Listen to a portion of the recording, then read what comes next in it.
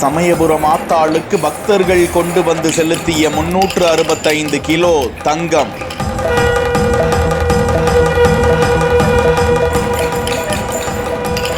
பொற்கொல்லர்களை வைத்து உருக்குக்கு அனுப்பும் பணி. நேரில் வந்து ஆய்வு செய்த உச்ச நீதிமன்ற நீதிபதி. அத்தனை நகைகளும் மும்பைக்கு எடுத்துச் செல்லப்படுவது ஏன்?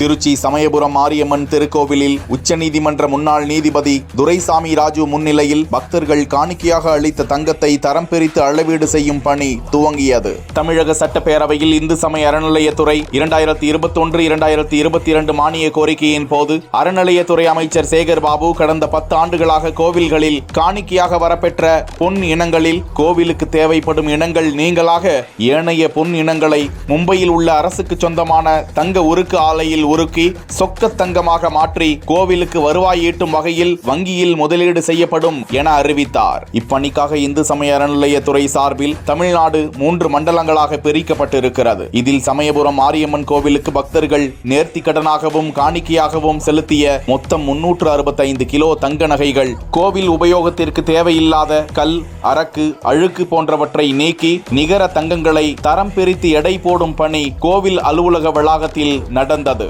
அதிகாரிகள் முன்னிலையில் 25க்கும் மேற்பட்ட பொற்கொல்லர்கள் அந்த தங்கங்களை தனித்தனியாக எடுத்து இரும்பு அச்சில் தட்டி தட்டி அரக்கு அழுக்குகளை நீக்கினர். அரசாணை கிடைத்தவுடன் தங்கங்கள் அனைத்தும் பாரத ஸ்டேட் வங்கி மூலமாக மும்பை அரசு உருக்காலைக்கு கொண்டு சென்று உருக்கப்பட்டு ரிசர்வ் வங்கியிடம் ஒப்படைக்கப்படும் என நீதிபதி ராஜு தெரிவித்தார். கோயில் நகைன்றது இது குண்டியில் உள்ள நகை.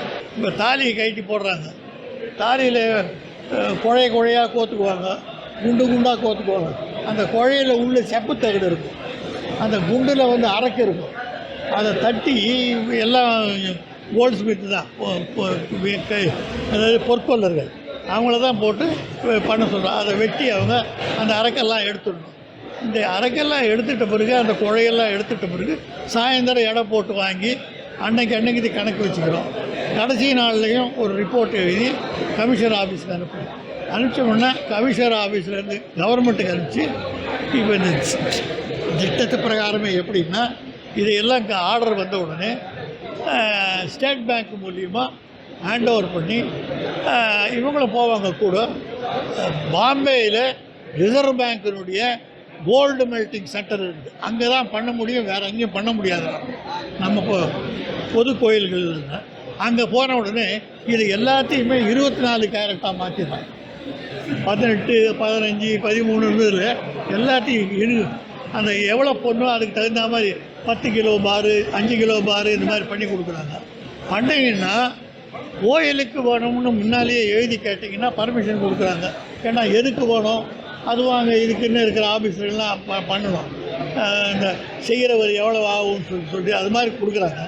மீதி அப்படியே நம்ம கையிலே வராது. அப்படியே ரிசர்வ் பேங்க்கு ஃபண்டு ரிசர்வ் பேங்க்கு கோல்டு டெபாசிட்டுக்கு போகுதுங்க.